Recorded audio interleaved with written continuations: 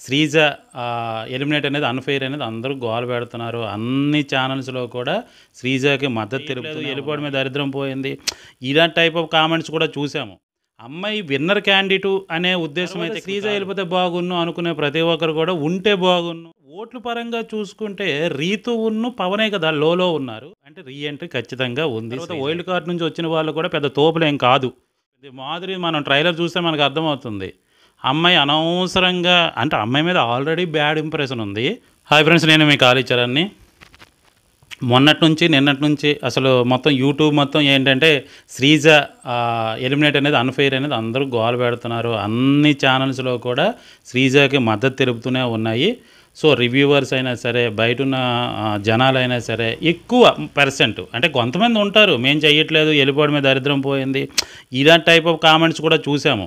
అయితే ఏంటంటే పర్సెంటేజ్ అనేది మనం చూడాలి కాబట్టి ఎక్కువ పర్సెంటేజ్ శ్రీజకే సపోర్ట్ చేస్తున్నాయి. అన్నిటికీ మించి ఏంటంటే రివ్యూ చెప్పే ప్రతి ఒక్కరు కూడా శ్రీజకి సపోర్ట్ చేసే మాట్లాడుతున్నారు. అన్‌ఫెయిర్ ఎలిమినేషను ఇక్కడ అమ్మాయి విన్నర్ క్యాండిడేటు అనే ఉద్దేశం అయితే ఇక్కడ కాదు. అసలు ఎలిమినేషన్ అనేది అన్‌ఫెయిర్గా ఉంది. ఫెయిర్గా ఉండేటప్పుడు ఎవడేం చేయలేడు. ఓకే, అందరిలాగే వస్తారు వెళ్ళిపోతారు, ఎవరి సీజన్లో అదే జరుగుతుంది, ఇప్పుడు కూడా అదే జరిగిందని అనుకుంటాం. కానీ అన్‌ఫెయిర్ ఎలిమినేషన్స్ వలన చాలామంది రియాక్ట్ అయ్యారు. తర్వాత శ్రీజ వెళ్ళిపోతే బాగున్ను అనుకునే ప్రతి ఒక్కరు కూడా ఉంటే బాగున్ను, అమ్మాయి టాకింగ్ కానీ మాట్లాడే విధానం కానీ ఫైట్ చేసే విధానం కానీ బాగుంటుంది కదా, సో ఉంటే బాగుండు కదా, ఈ టైంలో తీయాల్సినంత అవసరం లేదు. తర్వాత ఏంటంటే ఓట్ల పరంగా చూసుకుంటే రీతును పవనే కదా లోలో ఉన్నారు. సో వాళ్ళిద్దరిని ఎలా ఉంచేసి వాళ్ళిద్దరి కోసం వీళ్ళని బలి చేయడం కరెక్ట్ కాదు కదా. అసలు నిజంగా చెప్పాలంటే ఫ్లోరా కూడా ఎక్కువే ఉన్నాయి వీళ్ళిద్దరికంటే, కానీ అక్కడ కూడా తక్కువ చేసి ఫ్లోరాని పంపించి సరే ఫ్లోరా కంటెంట్ ఏమి ఇవ్వట్లేదు, సైలెంట్గా ఉంది, వెళ్ళిపోయినా పెద్ద ఫీల్ అవ్వలేదు. కానీ ఇక్కడ చేసేదే అన్‌ఫెయిర్ అనేది అందరికీ అర్థమైంది. రింగ్ టాస్క్లోనే తేలిపోయింది. గాల్లో ఉండేటప్పుడు ఎలాగ పవన్కి సేవ్ చేసి ఎలాగ శ్రీజని మళ్ళీ నామినేషన్లో పెట్టారు అనేది అక్కడే అన్‌ఫెయిర్ అనేది తెలిసింది. అయితే ఇంకో విషయం ఏంటంటే నేను గమనించింది, ఇప్పటి వరకు బయటకు వచ్చిన ప్రతి ఒక్కరు కూడా మీడియా ముందు మాట్లాడడం అనేది జరిగింది. కానీ శ్రీజ ఎక్కడా కనిపించట్లేదు. అంటే రీ ఎంట్రీ ఖచ్చితంగా ఉంది శ్రీజకి. సో రీ ఎంట్రీ అయిన తర్వాత శ్రీజ అనేది మళ్ళీ దాన్ని ఏమంటారు పోటీగా ఉండి టాప్ 5కి వెళ్తుందా, విన్నర్ అయ్యే విధంగా ఉంటుందా, ఏ విధంగా ఆడుతుంది అనేది మనం చూడాలి తప్ప, బట్ రీ ఎంట్రీ ఖచ్చితంగా శ్రీజకి అయితే ఉంది అనేది మాత్రం నాకు అనిపిస్తుంది. ఎందుకంటే ఎక్కడ మీడియా కూడా ఎక్కడ అమ్మాయితో ప్రెస్ మీట్లు కానీ ఏమి ఇవ్వలేదు కాబట్టి. సో ఆబ్వియస్లీ ఎలిమినేషన్ అయిన తర్వాత మన అందరినీ ఓకే అమ్మాయి ఎలిమినేట్ అయిపోయింది అని మనం అనుకునే విధంగా ఉండడం కోసం అక్కడ శివాజీ గారితో ఇంటర్వ్యూ కూడా అయిపోయింది. కానీ ఎక్కడ అమ్మాయి కనిపించట్లేదు, దానికోసం ఎక్కడ మాట్లాడట్లేదు. కాబట్టి డెఫినెట్గా రీ ఎంట్రీ అయితే ఉంది అనేది మాత్రం నాకు అనిపిస్తుంది, ఉంటుంది, జరుగుతుంది. సో సీక్రెట్ రూమ్లో కూడా అప్పుడు ఏంటి మనకి సంజనకి 1 డేనే ఉంచారు. సో ఈ అమ్మాయికి సీక్రెట్ రూమ్లో వస్తారా లేకపోతే డైరెక్ట్గా 1 వీక్ తర్వాత ఆడియన్స్కి ఈ 1 వీక్ కనిపించకుండా చేసి 1 వీక్ తర్వాత శ్రీజని ఎంట్రీ చేస్తారనేది అయితే జరుగుతుంది. సో శ్రీజకి అలా ఈ రీ ఎంట్రీ కానీ ఉంటే మాత్రం అమ్మాయి గ్రాఫ్ కొద్దిగా పెరుగుతుంది. ఎందుకంటే ఈ అన్‌ఫెయిర్ ఎలిమినేషన్స్ వలన శ్రీజకి కొద్దిగా ప్లస్ అయింది కాబట్టి వచ్చిన తర్వాత ఇంకా కొద్దిగా ప్లస్ అయ్యే అవకాశాలు ఉంటాయి.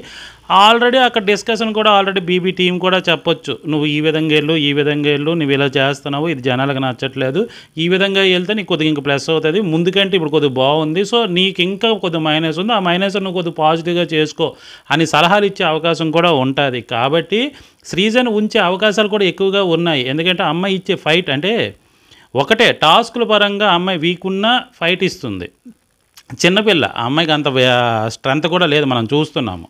సో మాట్లాడే విధానం కరెక్ట్ పాయింట్ మాట్లాడుతుంది. అయితే ఇక్కడ ఏంటంటే పెద్దవాళ్ళతో ఏ విధంగా మాట్లాడాలనేది అమ్మాయికి కొద్దిగా తెలియదు. అది ఒక్కటి తెలుసుకొని అవతల వాళ్ళు అంటే పాయింట్ని మనం పెట్టడంలో తప్పలేదు, కానీ పాయింట్ పెట్టే విధానం రాంగ్ అయినప్పుడు తేడా కొడుతుంది. అది ఒక్కటి మాత్రం నేర్చుకుంటే శ్రీజ రీ ఎంట్రీ వచ్చిన తర్వాత టాప్ 5కి వెళ్ళే అవకాశాలు ఎక్కువగా ఉంటాయి. మొదటి నుంచి చెప్తున్నా అమ్మాయి టాప్ 5కి వెళ్ళే క్యాండిడేటే, కానీ అన్నెసెసరీ ఎక్కువగా మాట్లాడి అన్నిందులో దూరుతుంది కాబట్టి అది ఒక్కటి మైనస్ అని అనుకుని నేను చెప్పడం స్టార్టింగ్లోనే చెప్పాను. సో అదే ఇప్పుడు జరుగుతుంది కాబట్టి అమ్మాయి అది ఎలాగ తగ్గించేసింది కాబట్టి సో డెఫినెట్గా అమ్మాయి వచ్చిన తర్వాత టాప్ 5కి వెళ్ళే అవకాశాలు ఎక్కువగా ఉన్నాయి. తర్వాత వైల్డ్ కార్డ్ నుంచి వచ్చిన వాళ్ళు కూడా పెద్ద తోపులేం కాదు, అర్థమైపోయింది, క్లియర్గా అర్థమైపోయింది. మాధురి మనం ట్రైలర్ చూస్తే మనకు అర్థమవుతుంది.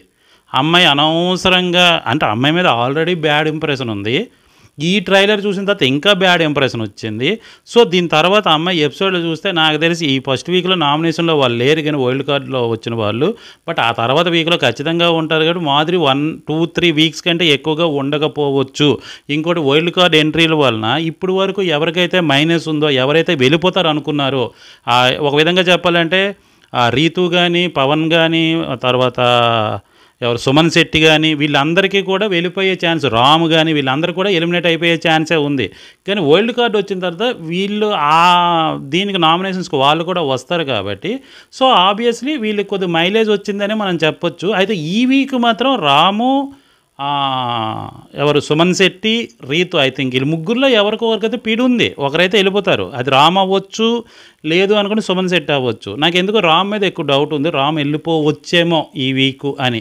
నామినేషన్స్ ఇంక రాలేదు ఏంటని అనుకోకండి, గెస్సింగ్ అంతే. వీళ్ళు 6-7 ఉన్నారు.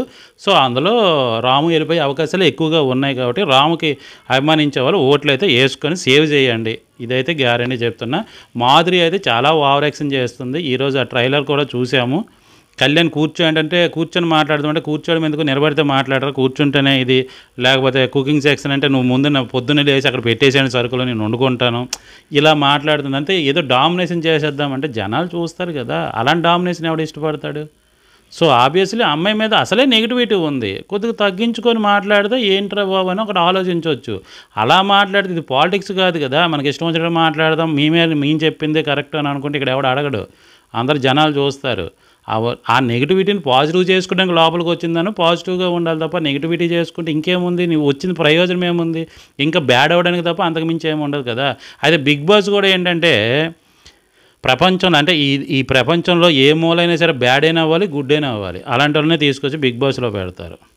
సో వీళ్ళకి గుడ్డు బాగా మంచి పేరు వచ్చేసిందని వీళ్ళని ఎవరిని తెచ్చిపెట్టలేదు, ఇక్కడ బ్యాడ్ వచ్చిందని చెప్పి ఒక విధంగా మాధురిను రమ్యని ఇద్దరిని తెచ్చిపెట్టారు. రమ్య కూడా నేను ఓవర్ యాక్షన్ చేయడమే చేసింది. సో ఈరోజు ఎలా ఉంటుంది ఏంటనేది చూడాలి. ఇది కొద్దిగా కంట్రోల్గా ఉన్నట్టుంది, ఫ్రెండ్స్తో వాళ్ళతో ఫ్రెండ్షిప్ చేస్తుందని మాత్రం క్లియర్గా తెలుస్తుంది.